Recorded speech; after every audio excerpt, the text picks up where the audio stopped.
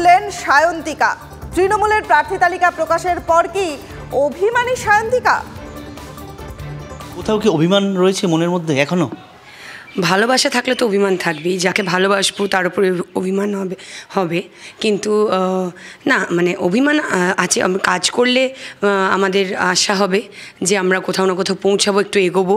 তো সেটা না হলে অবশ্যই সেটা হয়তো মনে দুঃখ হবে, বাস এইটুকুই। ভালোবাসলে তো অভিমান হবেই। তুমি তো গত বিধানসভা নির্বাচনের পর টানা পড়ে রয়েছে, পঞ্চায়েত নির্বাচনে সেখানে ফলাফলও ভালো হয়েছে বাঁকুড়ার দিকে। কোথাও কি এটা আশা ছিল যে তুমি বাঁকুড়ায় অন্তত এবার প্রার্থী হবে? বাঁকুড়ায় অন্তত না, আমি একবারই আশা ছিল যে বাঁকুড়া থেকেই প্রার্থী হব, কিন্তু দল নিশ্চয়ই সেই ডিসিশন নিয়েছে যখন, তখন কিছু ভেবে নিয়েছে। অ্যান্ড অবশ্যই আমাকে তো মমতা বন্দ্যোপাধ্যায় এবং তার দল কখনো ফেরাননি, তো নিশ্চয়ই আশা করব যে এইবারেও তারা আমাকে ফেরাবেন না। নিশ্চয়ই কিছু ভেবে তারা এই চিন্তা ভাবনা করেই ডিসিশন নিয়েছেন। কিন্তু অবশ্যই একটু তো খারাপ লাগবেই, কারণ আজকে দলের সাথে সাথে আমরা চাইবো যে আমাদের নিজেদেরও একটা পলিটিক্যাল গ্রোথ হোক এবং আমরা যেখানে 2 বছর আগে ছিলাম, 3 বছর আগে ছিলাম, সেখান থেকে এগোই। তো সেই দিক থেকে একটা খারাপ লাগার জায়গা থাকবেই। আমিও একদম হিউম্যান, রক্তে মাংসের মানুষ, সবার খারাপ লাগবে, আমার কেন লাগবে না? আমার যদি ইস্তফা দিতে হয় আমি অন্য কোনো দলে যাব না।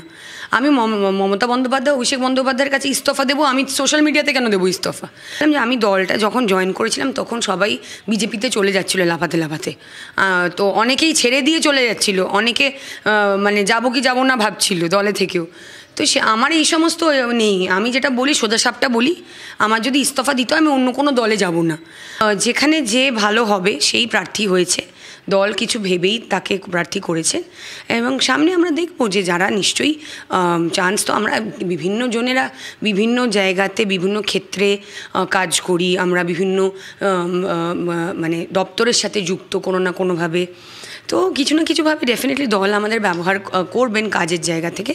তো আমার দুঃখের জায়গা ওই জায়গাটা যে আমি যে হেরে গিয়েছিলাম একটা বিধানসভা, তার জন্য আমি চ্যালেঞ্জ নিয়েছিলাম। আমি 7টা বিধানসভা জুড়ে দৌড়েছিলাম যে একটা বিধানসভা তুলে দিতে পারিনি, 7টা বিধানসভা আমি তুলবই।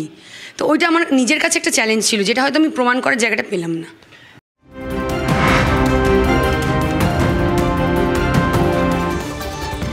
চোখ রাখবো আর এক গুরুত্বপূর্ণ খবরে। ভোটে দাঁড়াতে চান না কংগ্রেস সভাপতি মল্লিকার্জুন খাড়গে।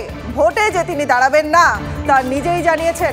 83 বছর বয়সে ভোটে দাঁড়ানোর ইচ্ছা নেই মল্লিকার্জুন খাড়গে।